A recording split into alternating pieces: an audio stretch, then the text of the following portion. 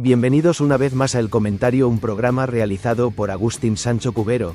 Este programa está disponible en YouTube y en las principales plataformas de podcasts. No te olvides de suscribirte, es gratis. A continuación empezamos el programa. La noche era una tinta densa sobre el barrio de Manoteras. Madrid, en aquel 1994, respiraba una normalidad que estaba a punto de quebrarse. El frío de abril mordía los huesos, un frío húmedo que se pegaba a las paredes de ladrillo visto y a las paradas de autobús vacías. En una habitación no muy lejos de allí, el aire era distinto, viciado por el tabaco rancio, el olor a papel viejo y el sudor de la obsesión.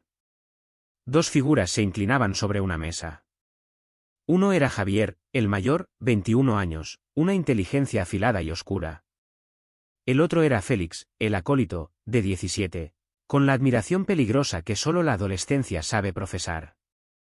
Sobre la mesa no había un tablero común. Había hojas de personaje, mapas dibujados con una precisión enfermiza y un manual de tapas negras. El juego se llamaba Razas. No lo habían comprado en ninguna tienda. Javier lo había creado. Era su Biblia, su manifiesto. Razas no era un juego de héroes y dragones.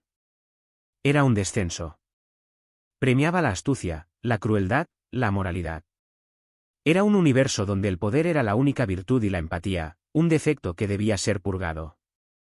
Durante meses, quizá años, se habían sumergido en él. Habían matado en el papel. Habían traicionado en la ficción. Habían conquistado mundos imaginarios con una crueldad metódica. Pero la tinta se había secado. Las tiradas de dados habían perdido su sabor. Javier miraba a Félix, y sus ojos, siempre fríos, analíticos, buscaban algo más. La simulación ya no era suficiente.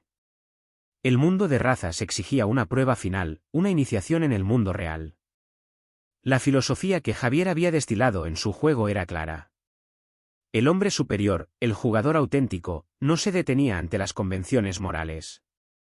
Tenía que demostrar su voluntad por encima de la vida de los otros, de los personajes no jugadores que transitaban por el mundo real. La conversación había comenzado semanas atrás. Al principio como una hipótesis, una fantasía más oscura. ¿Qué se sentiría? ¿Cómo sería? Javier, con su voz pausada, su retórica seductora, fue doblando la voluntad de Félix. Le hablaba de trascendencia, de romper el último tabú. Le aseguraba que sólo así se convertirían en los verdaderos protagonistas de su propia historia. Félix, atrapado entre el miedo y la fascinación, asintió. El pacto estaba sellado. No buscarían venganza. No buscarían dinero. Buscarían la experiencia. El asesinato como acto estético, como la performance definitiva de su juego. Empezaron a planificarlo como una misión de Razas. Buscaron el escenario. Necesitaban un lugar oscuro, con rutas de escape. El barrio de Manoteras, con sus descampados y sus calles mal iluminadas en la periferia, era perfecto. Luego, definieron al objetivo. Tenía que ser aleatorio. Un ser anónimo, alguien cuya desaparición no provocara un terremoto inmediato. Un extra en la película de sus vidas. Javier insistió en la pureza del acto. Debía ser un sacrificio al azar, una demostración de poder sobre el destino. Consiguieron las armas. Cuchillos.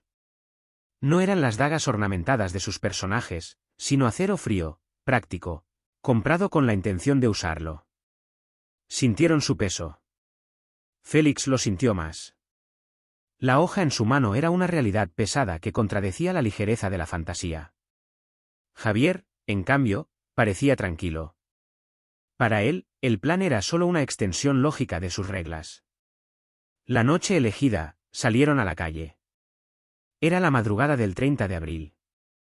El silencio de Madrid era casi total. Caminaron por las calles desiertas, sus pasos resonando como los dados al caer sobre la madera. Eran dos sombras moviéndose con un propósito que nadie en la ciudad dormida podía imaginar. Llegaron a la calle de Lavacares. Una parada de autobús. Esperaron.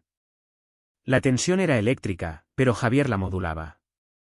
Hablaba en voz baja, recordando a Félix las reglas de su mundo, manteniéndolo anclado a la ficción que estaban a punto de hacer sangrar. Entonces, apareció la figura. Un hombre caminaba con el paso cansado de quien madruga para trabajar. Se llamaba Carlos Moreno. Tenía 52 años. Era un empleado de la limpieza. Su vida era una rutina de esfuerzo y discreción. Pensaba en el café caliente que se tomaría al llegar al trabajo, en el frío que hacía esa primavera. No vio a los dos jóvenes en la oscuridad hasta que los tuvo encima. Carlos Moreno se detuvo en la parada. Vio a las dos sombras acercarse. Quizá pensó que le pedirían fuego, o la hora. No hubo palabras. Javier fue el primero. El movimiento fue rápido, preciso, como lo había ensayado 1000 veces en su mente. El primer golpe fue una sorpresa helada. Carlos no entendió.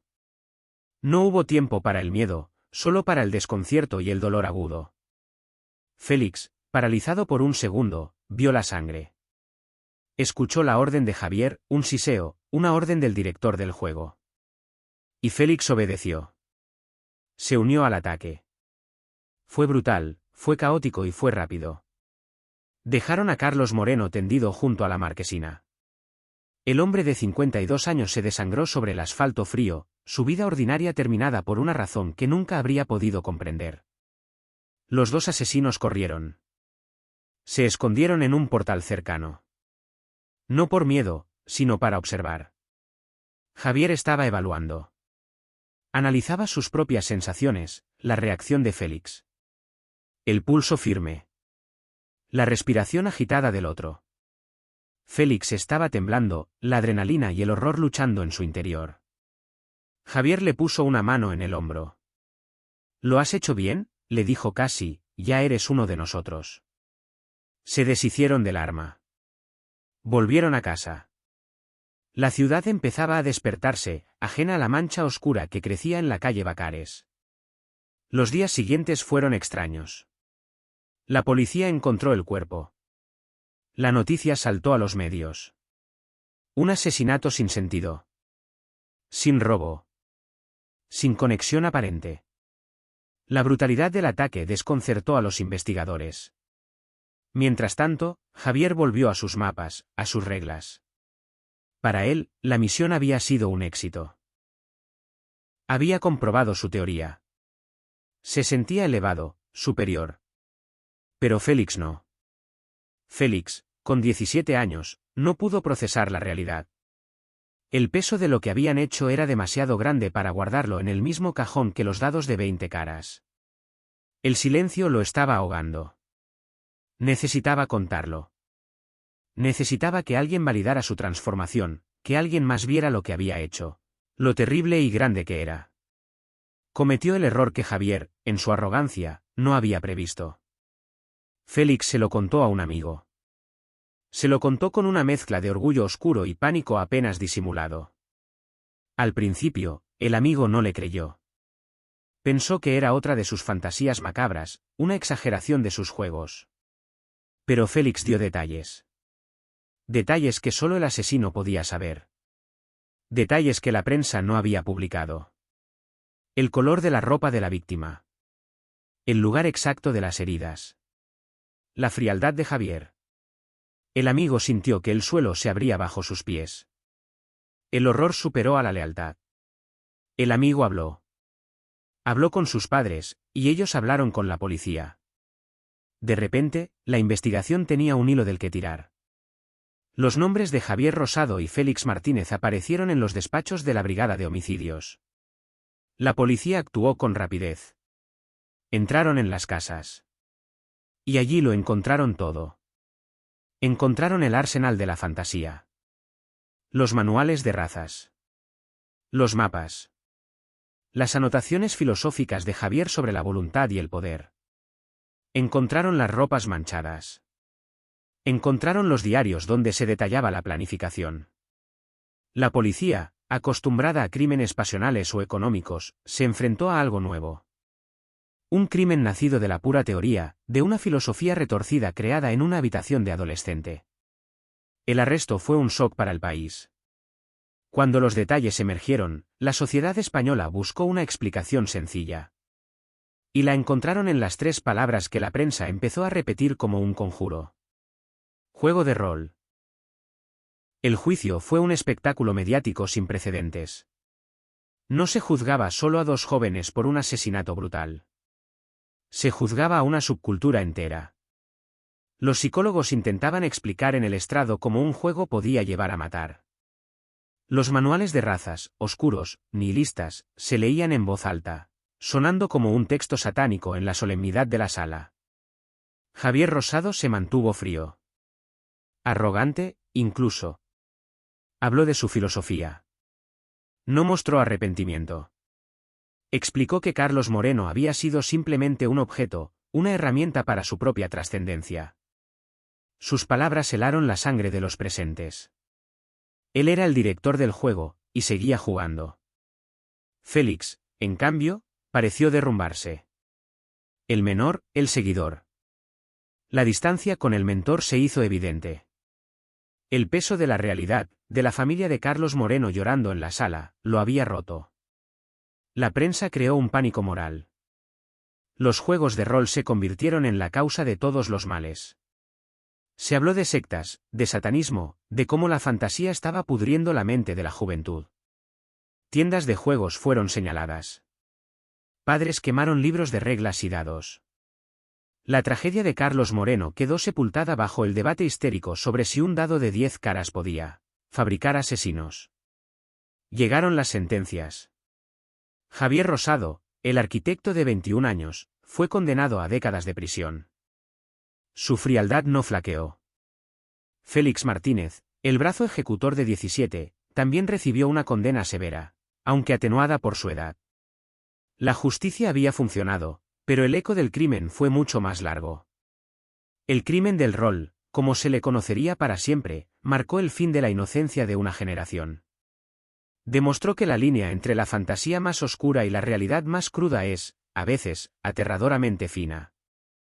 Demostró que el vacío puede mirar de vuelta, no desde un abismo mítico, sino desde los ojos de un joven que ha jugado demasiado tiempo, creyendo que las reglas que él escribía eran las únicas que importaban. En la calle Bacares, la parada de autobús siguió allí. Los vehículos seguían parando. Pero la sombra de Carlos Moreno, el hombre de 52 años que solo esperaba el amanecer para ir a trabajar, se quedó impregnada en el asfalto, como un recordatorio silencioso de que los monstruos, a veces, no necesitan máscaras, solo un manual de reglas y la voluntad de seguirlas hasta el final. Hasta aquí esta edición del programa del comentario, un programa realizado por Agustín Sancho Cubero. Este programa está disponible en YouTube y en las principales plataformas de podcasts. Hasta la próxima edición del programa. Muchas gracias. Dirección y realización Agustín Sancho Cubero.